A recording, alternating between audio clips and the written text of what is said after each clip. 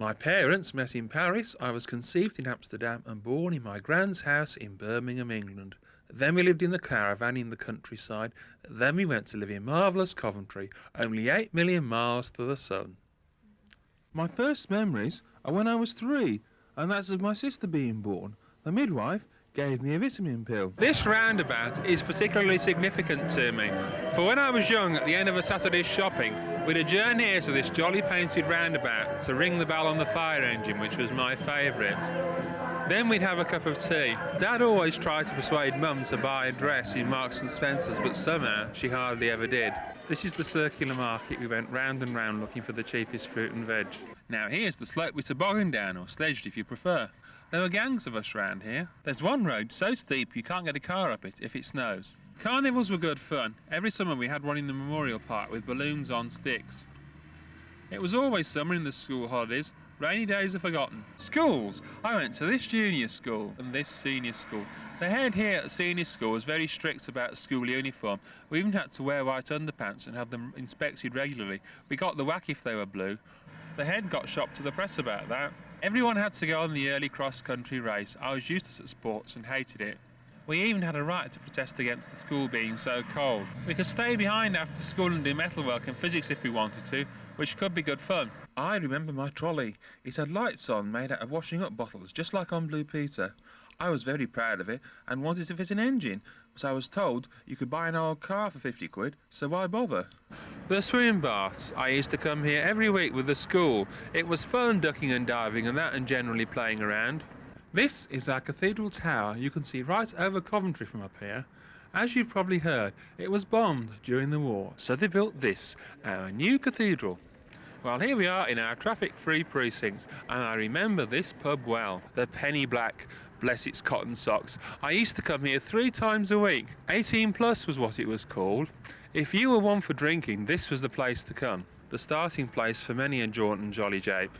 Lady Godiva goes round on her wooden horse just underneath that clock to the clicking sound of dozens of tourist cameras in the summer when the people with the rucksacks appear. It's a tatty bit of wooden sculpture, so I won't bother showing it to you.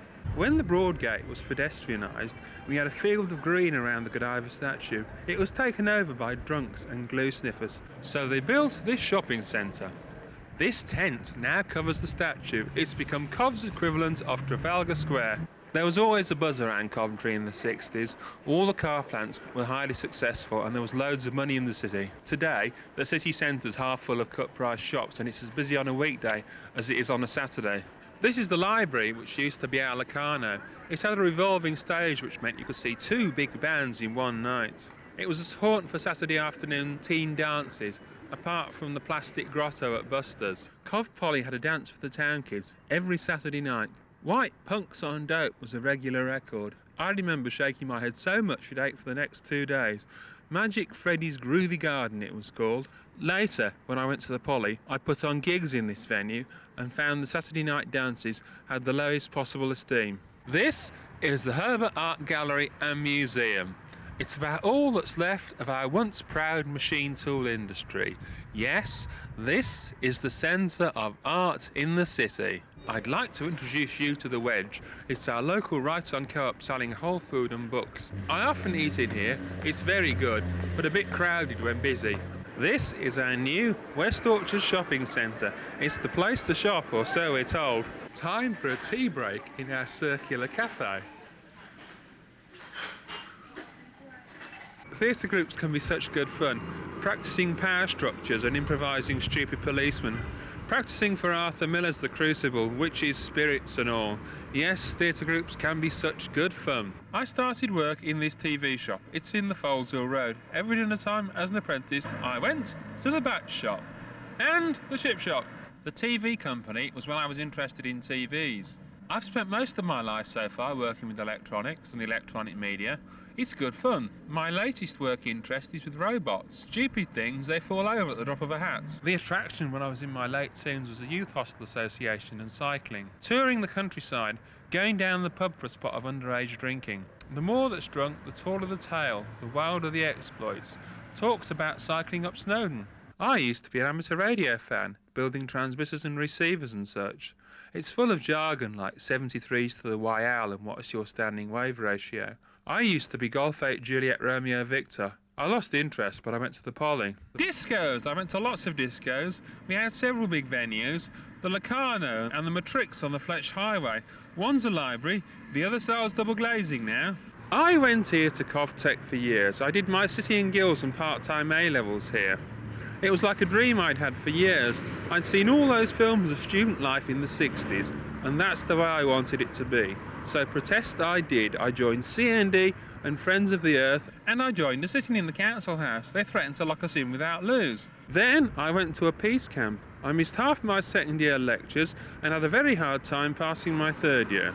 Punk was at its height when I was in 18 plus, and punk meant the pogo, jumping up and down on the spot for 15 minutes at a time. Susie and the Banshees was a favourite band. Happy House and Hong Kong Gardens favourite records. I've lived in many shared houses, most of them freezing cold in the winter. One was so cold the kitchen froze for 2 weeks. There was a block of ice in the bath and the kitchen floor was like a skating ring. The electrics kept blowing up. I've had dead mice, fleas, pregnant dogs and puppies, squirrels eating my food. Yes, rented accommodation is such good fun as the noise from the disco underneath you pounds away at 4 in the morning when you've got to be up for 8 AM. Gosford Street was the home run for all the art students on their way home from this pub, The Oak, where I spent many hours as a student. There were parties every Friday and Saturday night. These affairs were held in grotty rented houses all over Stoke. If it was Saturday night, it was party night. If you weren't invited, why not gate crash? I shall always remember Brighton Street and the water fights, although Priory Hall had food fights. The tutors left the food for days as a way of trying to stop them. Someone turned the fire hose on the 8th floor and shorted out the electrics from the 7th floor down. Fire drills could leave 50 people who weren't supposed to be there standing outside in the cold of a night. Jaguar was in the depth of its Leyland depression when I was here. Confidence was at an all-time low. I used to wear a pom-pom hat with loads of badges on. It must have looked very stupid looking back on it. This is Gosford Street in Stoke. It's a very old street. I lived here for years. It's full of tatty second-hand shops. I used to come here to buy second-hand records like the Moody Blues, Nights in White Satin. At the top of the road was Riddy's, the war surplus store. It sold all sorts of electrical equipment and tools. It was demolished to make way for this traffic island. My life in the cinema. As an independent video artist, much of my time is spent here in my studio, where I cook up my projects with people like Claire, who's behind the camera. Many's the evening I've spent slaving over a hot word processor, writing things like this. As you can see, it's not very big, but I spend a good deal of my time in here, dreaming up broadcast projects. 1.8 million on Channel 4, 500,000 on the BBC. Meanwhile, it's High 8 and Super 8 wacky videos.